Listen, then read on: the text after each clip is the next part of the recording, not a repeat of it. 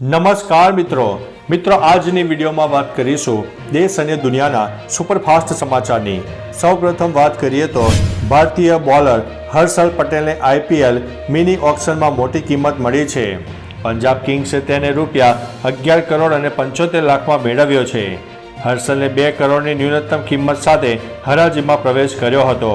દક્ષિણ આફ્રિકાના bowler Gerald કોએઝજીને પણ સારી કિંમત મળી છે। તેને મુંબઈ ઇન્ડિયન્સે 5 કરોડમાં ખરીદ્યો હતો, જે હરાજીમાં 2 કરોડની ન્યૂનતમ કિંમત સાથે આવ્યો હતો।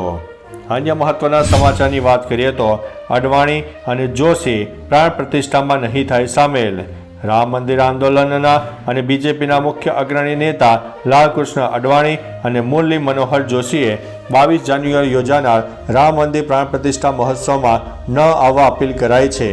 રામ જન્મભૂમિ ટ્રસ્ટના સચિવ ચંપતરાએ કહ્યું છે કે બંને નેતા ઉંમરલાયક છે અને તેમની ઉંમર અને સ્વાસ્થ્યને જોતા તેમને પ્રાણ પ્રતિષ્ઠામાં ન આવવા માટે અપીલ કરી હતી, જેને અડવાણી અને જોશી દ્વારા સ્વીકારવામાં આવી છે। અન્ય મહત્વના સમાચારની વાત કરીએ તો બોલિવૂડની આ અભિનેત્રી લડશે ચૂંટણી।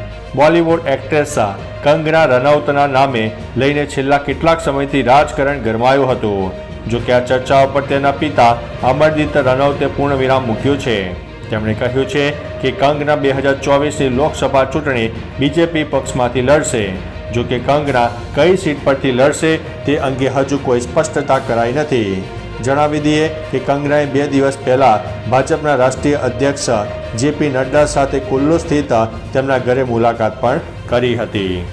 અન્ય મહત્વના સમાચારની વાત કરીએ તો શ્રી ખોડલધામ ટ્રસ્ટની નવી પહેલ। 21 જાન્યુઆરી 2024ના રોજ કાગવડ ખાતે શ્રી ખોડલધામ મંદિરની પ્રાણ પ્રતિષ્ઠા મહોત્સવના 7 વર્ષ પૂર્ણ થશે, ત્યારે શ્રી ખોડલધામ ટ્રસ્ટ કાગવડ દ્વારા રાજકોટ નજીક અમરેલી ગામમાં કેન્સર હોસ્પિટલનું નિર્માણ કાર્ય શરૂ થશે। 21 જાન્યુઆરીએ તેનું ભૂમિપૂજન કરાશે।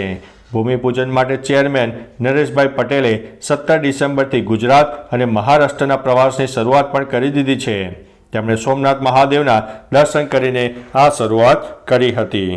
તો ચાલો મિત્રો, ફરીથી દેશ અને દુનિયાના સુપરફાસ્ટ સમાચાર લઈને મળતા રહીશો। ત્યાં સુધી અમને રજા આપશો। નમસ્તે।